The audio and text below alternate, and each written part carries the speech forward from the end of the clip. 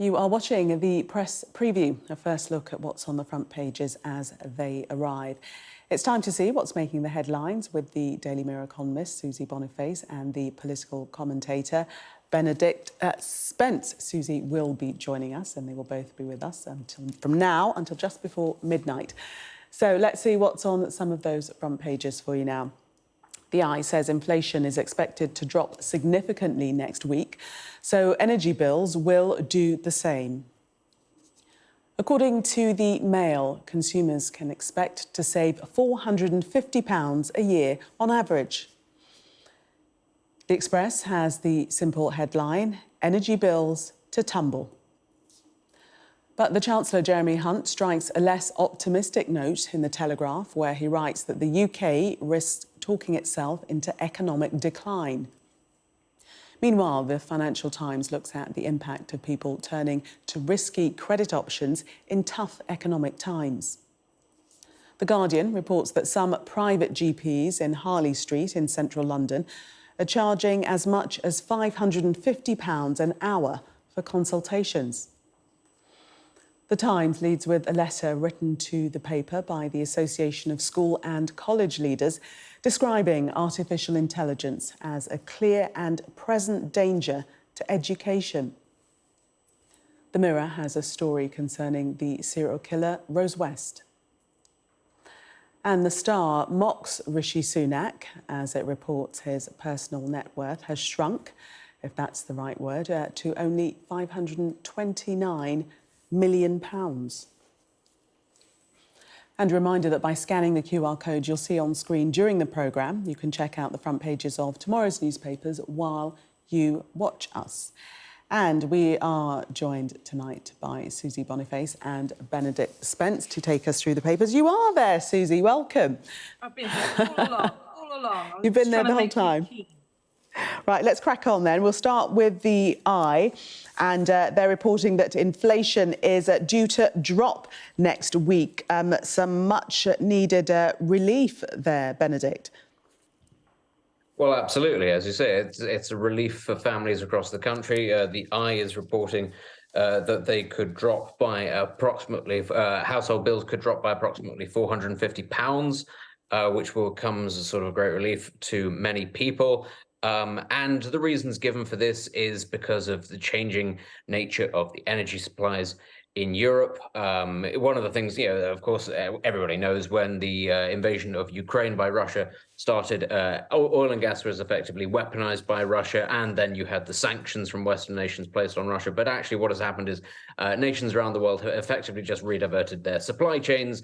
We've sought energy from other places. Also, it must be said, Russia has managed to circumvent a lot of the sanctions on it by simply selling its oil and gas to India, which has then sold it back on to us and other places as well. So sanctions haven't really worked in that sense, but the energy prices are coming down. That is not to say that we're out of the woods yet. It also says that inflation is set to drop below 10%. That is true, but food prices are still broadly up, and that's as a knock-on effect from the cost of energy last year and the cost on things like fertilizer last year, because of course it takes a little bit more time for food products to get from the farm to your table. But this is something that I'm sure Rishi Sunak will welcome, seeing as I suspect a lot of the future of his premiership, if it has a future, rests on whether or not people feel demonstrably poorer at the end of Parliament than they did at the beginning. Yes, and Susie, the Eye pointed to the fact the energy cap is forecast to fall 18%. So the typical bill will drop to about £2,053 from £2,500. That's a significant fall, isn't it? Susie. Oh, is it me? Yes. Yes, it is a significant fall, but of course it is still much more than it was. When this all started, the average energy bill was about £1,000 or £1,200. So saying it's now merely £2,000 a year to heat your home and fuel it and everything else is still a massive rise and something that lots of people cannot afford to pay. It is better that it is coming down, of course it is. But remember as well, it's all the things that Benedict just pointed out, that Russia and India have been finding a way to get around sanctions, okay, and that's partly why some of the prices have come down. And also the fact that it's summer, the fact we've had a mild winter, the demand has not been as high as it could have been. And after we go through this summer period, there's going to be another decision about the price cap, which will be in October, just as we head into winter. Now, they do think that's going to be about £2,000 when we get to it. But of course, we then face the possibility of a cold winter rather than a mild one as the one we've just had. And when people, it's all great to say that inflation's falling and marvellous, but it's still, prices are still going up. So if something cost you £10 last year, it probably cost you about £11 this year. It may cost you a lot more than that, 12 or £13 if you're buying food. But generally speaking, everything's about 10% more expensive than it was. Because inflation is still there, but it's just going up less fast than it was. It's dropped below 10% now, but that's still, it's 9 point something percent. And that means that, next week, the prices are still going to be growing up again by almost 10%. It's coming down, and that's good. And that, the government will be happy to see these kind of prices, as should we all be. But it is not by any means cash in our pockets. And in fact, one of these stories is saying that from an insight company that's analysing energy prices and so on, is saying we're not going to get back to the kind of prices we paid for energy before the war in Ukraine until perhaps the end of the decade, until the end of the 2020s. And that these are the kind of prices we're going to have to expect to pay for another 7-8 years maybe. And remember, there are pensioners who turned off their heating this year because they couldn't afford to run it. And if they can't afford to run it at these prices when they are subsidised by government, and we've got this price cap and everything, and this is the kind of price it's going to stay at, then it's by no means really good news for everybody. Benedict, the Mail reporting that next week official figures are set to show inflation is back below 10%, that's the first time since last summer. But do you agree with Susie that these stats and figures are academic, really, when people are going to be still facing the issues that they have been?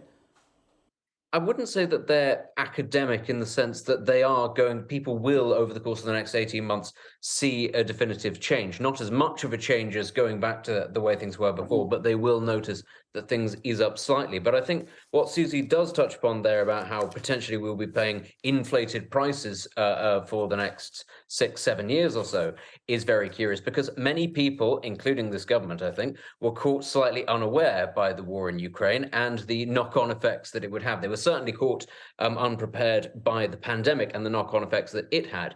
And what I would like to say is, if we're going to sort of future-proof, is that awful word that they use, ourselves for the future, is look at our supply chains, look at our energy sources, look at things like where we source our food and say, this is the wake-up call that the country really needs, that you cannot simply leave yourself open to the headwinds of what goes on in the rest of the world. The country actually does have the capacity to invest in energy, be it fossil fuels, be it nuclear, be it renewable. It doesn't actually matter which one. It can do all three, or it can focus on one or a combination of two.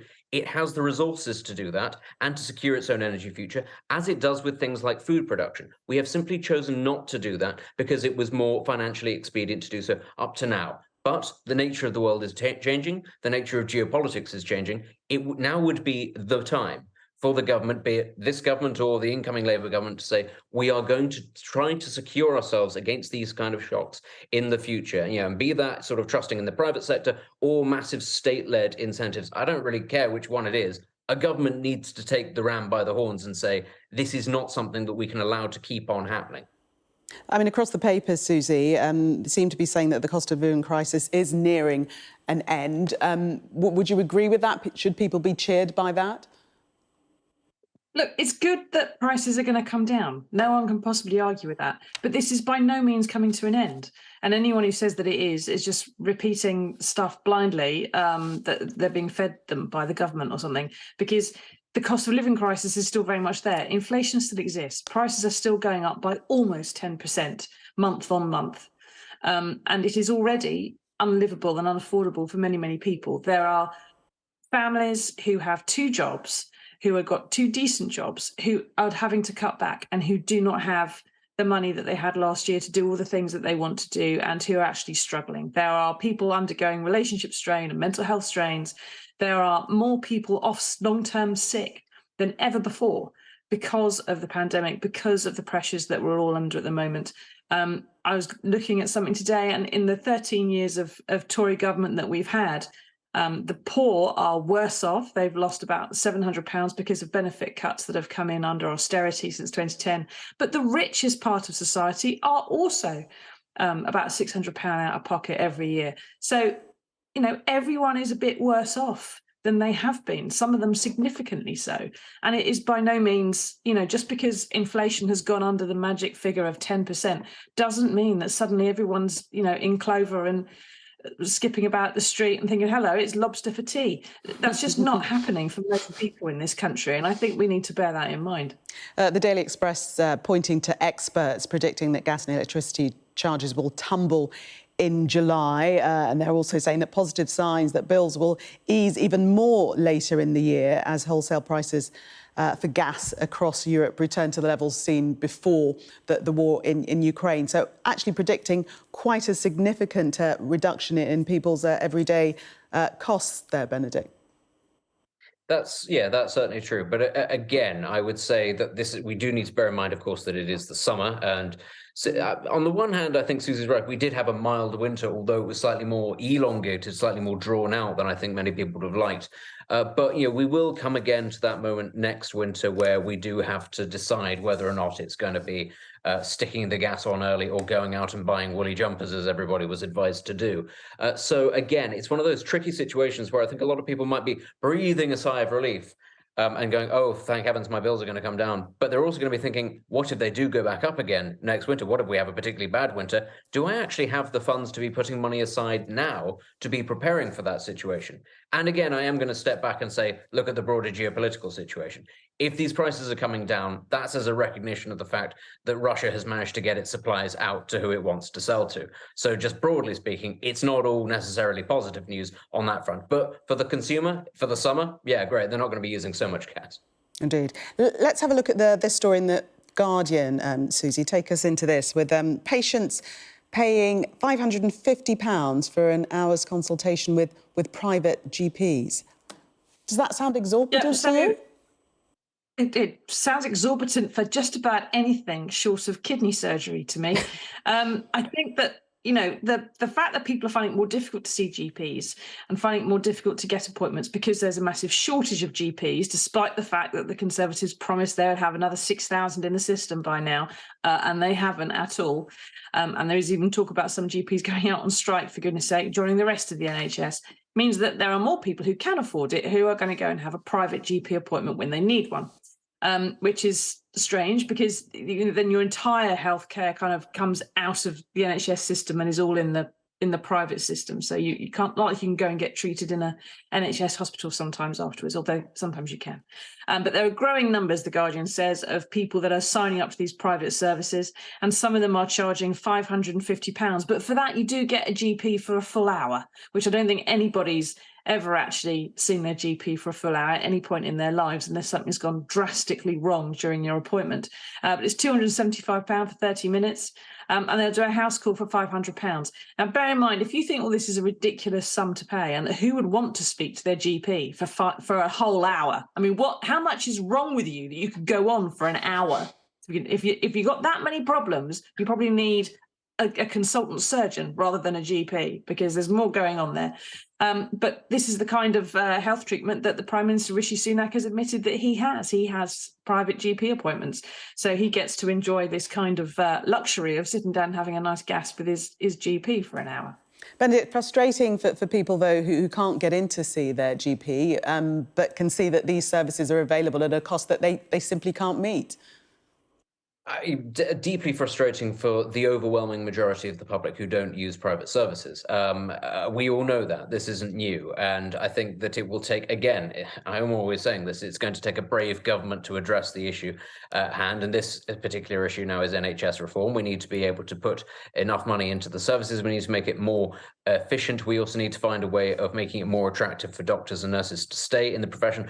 And of course, we need to open it up to more people to train in the first place. I don't think that that's new, but I do think actually that this story is being a little bit cheeky, because it's not actually giving us numbers, how many more people are going to see these private doctors for exorbitant amounts. And then it admits that its case study in this incident is Harley Street in London, which has always been the preserve of private GPs and private surgeons for the super rich and the famous. So I would like to see something more on the actual numbers, whether or not there has been a massive sort of influx of people to Harley Street, or whether or not that this is being borne out elsewhere. But I think that this is the sort of thing that we all know has been going on long before this particular episode of the NHS crisis came along, that the wealthy can always afford the best medical health care Indeed. that the rest of us just can't.